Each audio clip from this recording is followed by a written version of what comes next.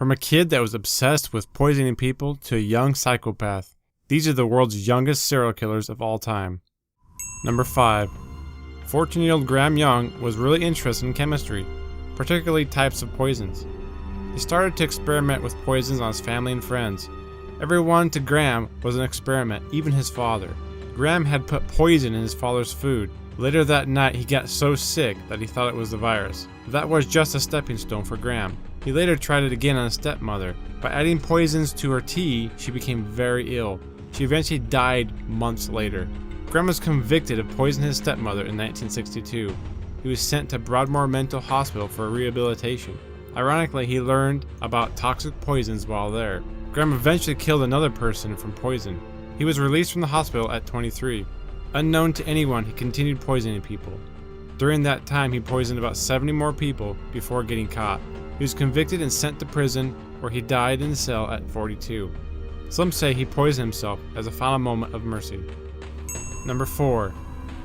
In 1993, Erik Smith, at the age of 13, murdered a 4-year-old boy, Derek Robbie. It was Derek's first time out unsupervised by his mother.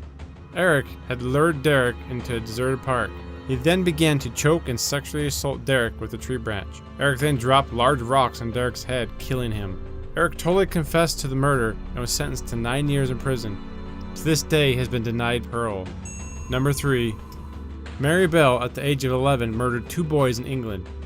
She had strangled 4-year-old Martin Brown to death, and then did the same thing to 3-year-old Brian Howe months later. She wasn't alone. She had a friend, Norma, that helped torture and kill Brian. They mutilated Brian and then carved a letter N into his stomach. Mary later changed the letter N to a letter M. Mary had told the police that she enjoyed killing and also added that she was aroused by it. She had been sexually abused at a younger age. She was convicted and sent to 12 years in prison. When she was released in 1980, she had requested a new identity for her and her daughter. In 2009, she became a grandmother. Number 2.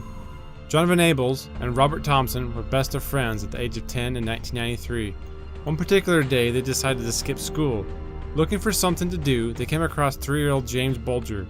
James was waiting for his mother outside the store at the time. John and Robert somehow convinced James to hang out with them, and they took him on a 2-mile walk along the canal. All 3 were spotted by many townspeople, but nobody thought anything was out of the norm. While on the walk, they punched and kicked James, even picking him up and dropping him on his head. Unbelievably, some witnesses said that they saw what was going on, but didn't do anything about it to aid James. Then they came upon a local railway. They began to toss stones at James, putting paint in his eye and beating him with bricks and an iron bar.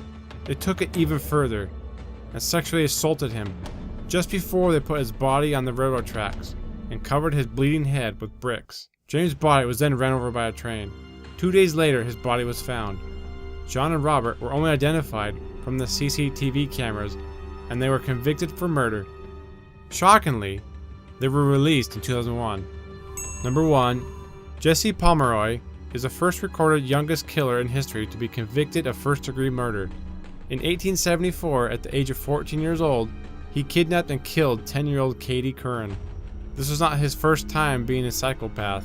When he was 11, he took 7 children to a secret hiding place, stripped them, tied them up, and began to torture them with a knife. Some also believe that he murdered a 4-year-old boy that was found mutilated. Jesse was only convicted for Katie's death and served life in solitary confinement. He died years later at the age of 72.